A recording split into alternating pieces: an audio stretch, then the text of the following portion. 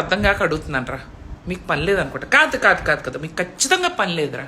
ఇప్పుడు మన హీరో తమ్ముడు నాగ చైతన్య ఇష్టపడి పెళ్లి చేసుకుంటున్నాడు, ఇప్పుడు రెండో పెళ్లి. ఇప్పుడు దాంట్లో ఏంటి మీకు మీకు వచ్చే నొప్పేంటి? తను ఎవరిని ఇష్టపడితే వాళ్ళని చేసుకుంటాడు.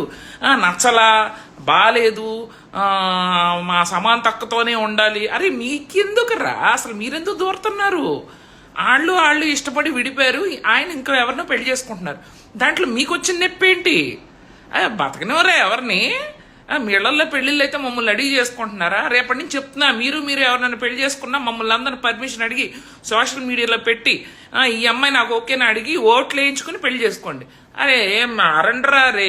మొన్న కూడా అంతే, వరలక్ష్మి శరత్ కుమార్ పెళ్లి చేసుకున్న అబ్బాయిని కూడా అంతే అట్టాగే ట్రోలింగ్ చేశారు. జుట్టు ఎంత ఉంది, బాడీ అట్టుందని. అరే మీకెందుకురా? అరే మారండ్రా ప్లీజ్, తలనొప్పిగా ఉంది అసలు, జుట్టు నూనె కూడా పెట్టుకున్నా.